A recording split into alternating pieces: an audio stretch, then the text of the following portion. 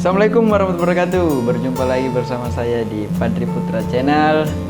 Hari ini saya akan membahas tentang mudik versus pulang kampung. Ya, yang kemarin itu ada pernyataan dari Bapak Presiden kita, Insinyur Haji Joko Widodo, tentang pernyataannya seperti ini.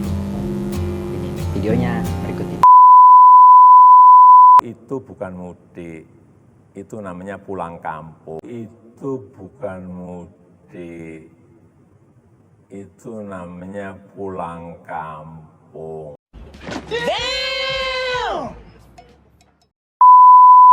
Nah, itu tadi pernyataannya tentang antara mudik dan pulang kampung. Nah, menurut saya teman-teman, di antara pulang kampung dan mudik, saya akan membuka kerangka berpikir kita secara logika.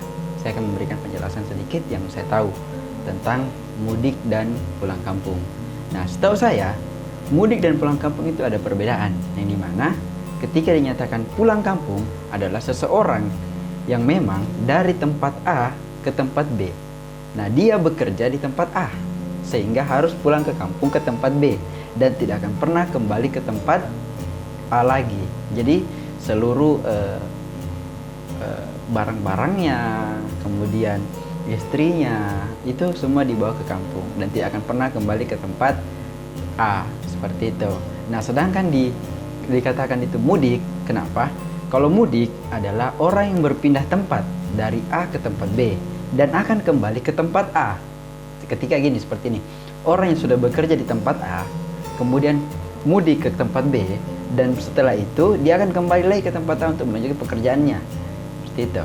Jadi antara perbedaan antara pulang kampung dan mudik itu sangat berbeda sekali dalam kerangka berpikir kita sebagai orang yang mempunyai logika dan logika sih. Karena bagi saya pernyataan Jokowi itu tidak pernah salah. Pernyataan Presiden itu tidak salah bagi saya, atau bagi netizen teman-teman yang lain kerangka berpikir bagaimana. Bagi saya itu tidak pernah salah. Kenapa? Presiden sebelum mengungkapkan suatu kata-kata pasti sudah berpikir juga bagaimana pengungkapannya kepada hal media banyak orang untuk menerimanya. Nah, tergantung kita bagaimana menerimanya kembali. Apakah kita bisa langsung memakan mentah-mentah atau menganalisisnya lagi? Kalau saya itu menganalisis dulu apa pernyataan dari Jokowi. Mungkin ketika dia salah, mungkin saya akan analisis habis-habisan. Tapi kalau seperti tadi pernyataannya pulang kampung dan mudik itu berbeda, ya jelas itu berbeda sekali. Dalam Kamus Bahasa Indonesia pun itu sangat berbeda. Cuman saya menyederhanakan bahasanya seperti itu. Kalau pulang kampung, orang yang dari tempat A ke tempat B tidak akan pernah kembali ke tempat A. Sedangkan mudik, orang yang dari tempat A ke tempat B kemudian akan kembali ke tempat A untuk melanjutkan pekerjaannya. Seperti itu. Nah, teman-teman, bagi saya antara mudik dan pulang kampung itu tidak perlu diperdebatkan lah antara ini si A ini si ini siapa yang salah, pernyataan presiden ini salah. Tidak perlu kita ungkapkan di tengah wabah seperti ini. tidak ada artinya untuk kita perdebatkan dan tidak perlu disalahkan lagi, baik itu pernyataan dari siapapun itu. Buat apa lagi kan? Nah, bagi saya saatnya kita sama-sama membantu pemerintah dalam menangani COVID-19 ini.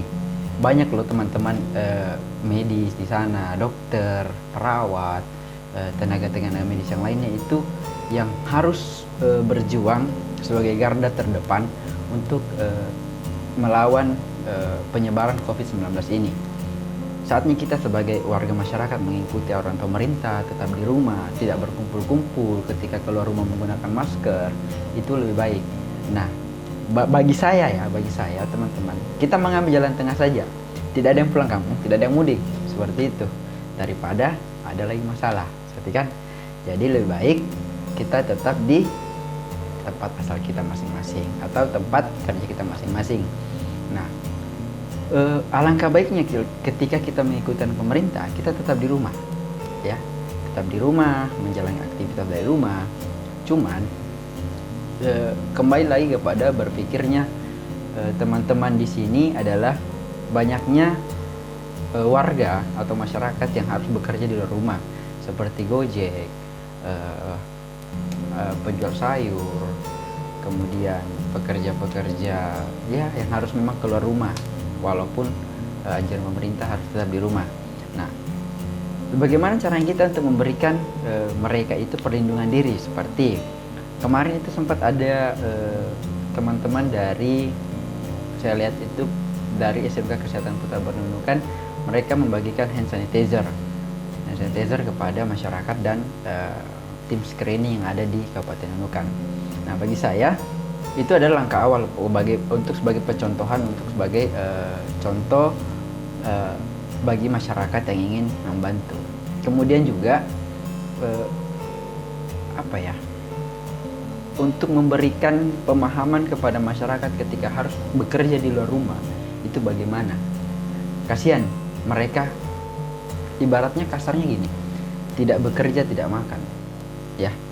Jadi bagi saya mereka lah orang-orang yang harus kita perjuangkan juga, biar mereka juga harus tetap bekerja namun tetap sehat. Seperti itu. Apakah kita memberikan mereka masker, memberikan mereka pemahaman, walaupun sudah bekerja tetap harus mencuci tangan, ya, seperti itu.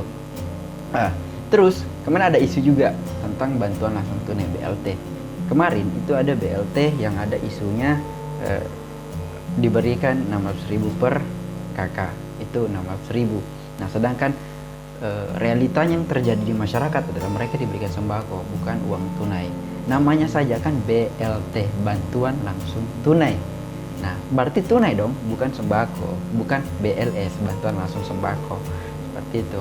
Bagi saya pemerintah provinsi, pemerintah pusat, kabupaten kota, ataupun camat sampai ketua RT RW, tolonglah berikan kepada hal yang lebih layak lagi. Jangan berikan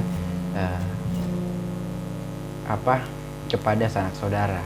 RT adalah rukun tetangga, bukan rukun saudara. Seperti itu. Jadi berikan kepada mereka yang layak mendapatkan, dan yang sudah memang taraf kehidupannya sudah bagus, jangan pernah merampas hak milik mereka. Ya, karena saatnya sama-sama kita membantu pemerintah memberantas penyebaran COVID-19 ini. Bukan saatnya menghujat itu tidak ada gunanya, kawan-kawan. Ya, karena ketika kita menghujat pasti dosa aja kita dapat, tidak ada gunanya. Semua dosa dan kerugian pun kepada mereka-mereka yang kita hujat, seperti itu.